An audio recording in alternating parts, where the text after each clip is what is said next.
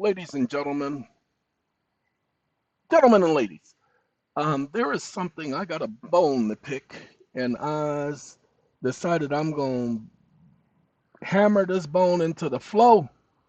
There is no mo, no mo, no mo, no mo. Y'all need to hear this, so I'm going to tell it to you. When the Constitution was put together, there was this issue.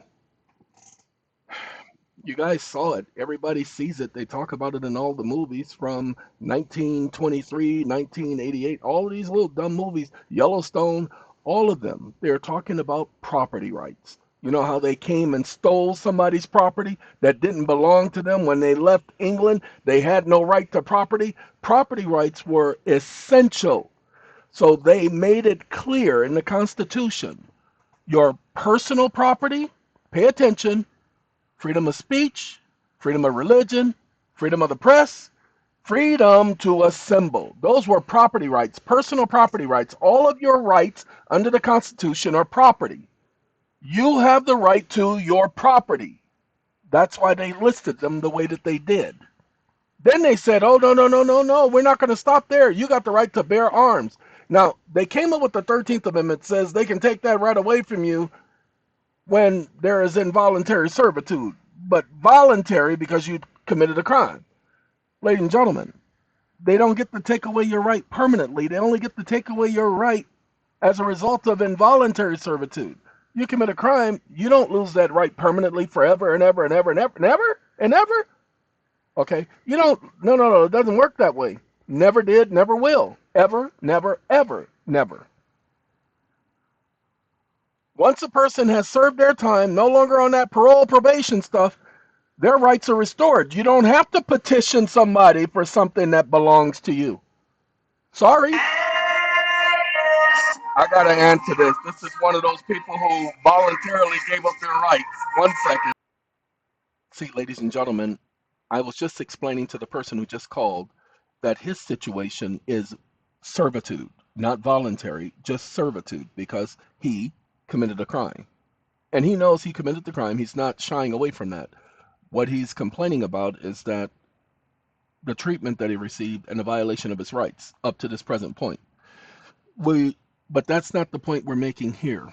What all of you must understand is there is no constitutional law, constitutional enactment, constitutional provision that allows them to tax your property. Pay attention to the Fifth Amendment.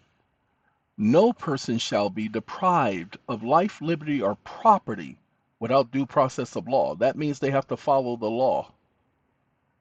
Nor shall private property be taken for public use. That stuff, there's no private ownership of any property. Any so-called ownership is through mere usury. That's not a law, people. That's just some stupid person in Congress saying that. But they have converted your right to a privilege. Why? Because they've taken your property rights. We did the video earlier today where we talk about how the DMV creates an MCO. Ladies and gentlemen, you all can create your own titles to your own properties. You all, and I can't walk you through this on how to remove your property from the property rolls. You can remove your property from the county recorder's office. Okay? You can start thinking about that. Now, as far as taxation, you don't have to argue with them. Take them to court. Take them on the federal level. Ask where is the law that allows the people, not Congress. Leave Congress out of the conversation. That allows the people to tax my private property. When did we give ourselves that permission to tax ourselves? When that was the very reason we left England, those who did leave England, and came here in the first place. Why would we ever do something like that? And you can say we because you're part of that posterity of the people. So you can incorporate yourself. Congress was not that posterity, and them delegates wasn't a posterity. They represented the interests of the people. Taking private property effectively converts a right to a privilege, which is unconstitutional. The courts have already made it quite clear nobody can convert a right to a privilege, and that's what they have done. Declaration of Independence, that to secure these rights, government has been instituted among men, deriving their just powers from the consent of the governed. Again, they are the servants. I'm not trying to get people to revolt and people to stand up and get themselves in trouble with the idiots because they got the guns, y'all. Y'all have to beat them with their own system. So beat them in federal court. Take the state to federal court and ask the question, when did the people give up their right to their property? Because I don't remember voting on that. I don't remember being a part. Oh, you know what? Your Honor, you can't vote on that. You can't vote on my property. That's my right to property, not the people's right to my property. The people have no right to my property. That's the whole reason for the Constitution in the first place, was to protect property interests. You don't believe me? Go back and look at the First Amendment, the Fourth Amendment. Pay attention. Well, technically, all of the amendments are property rights. Every single one of them are property rights, ladies and gentlemen. But let's talk about the main focus, because even the Third Amendment talks about property. The Second Amendment talks about property. They're all property rights, ladies and gentlemen. Nobody ever gave anybody the right to property. Follow me? The government has no lawful authority to tax private property. Go back and read Redfield versus Fisher from the Supreme Court. There can be no excise on private rights, and that includes private property. Go ahead. Like you said, this contradicts the very nature of the right to private property. It literally, the taxation on private property contradicts the whole right in the first place. It's logical. People just ain't been thinking.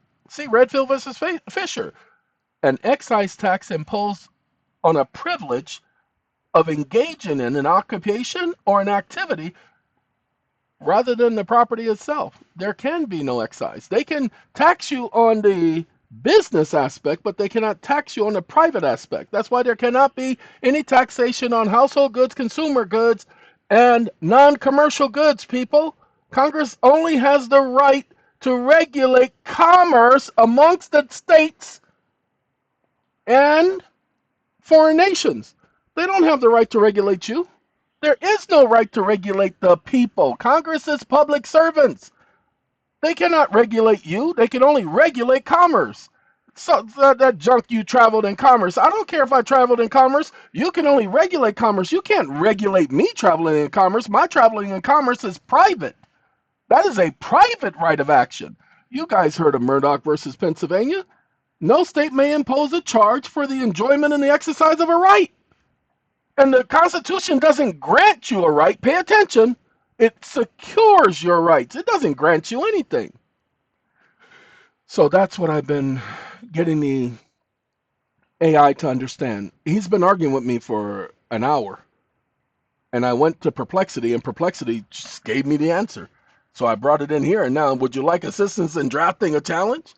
I'll put this link in here so you guys can see the conversation, okay? And I'm going to just give him the yes'em. Just hit that period and just yes'em. That's what you have to do. Now, look, I just hit the period. Let's see. It sounds like you are fully aware of the fundamental blah, blah, blah, blah, blah.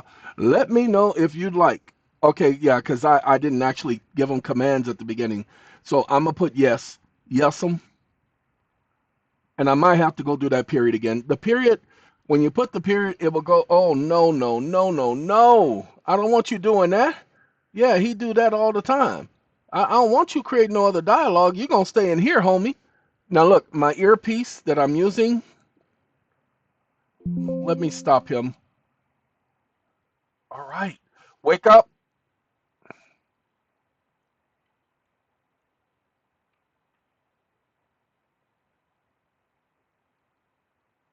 I don't want you creating another dialogue box. You will do everything within this chat. I'm not going to tell you again. Stop listening. Now he's going to create the letter. So you guys going to get 2 letters of challenging the taxes, and then you take them to federal court. Don't take them to state court. Now, the state has no jurisdiction over, the federal government has no jurisdiction over the states, except for when they violate your secured rights, your constitutional rights. Bring it under the Civil Rights Act of 1866. Civil Rights Act of 1866 is the act that says that they cannot convert your right to privileges.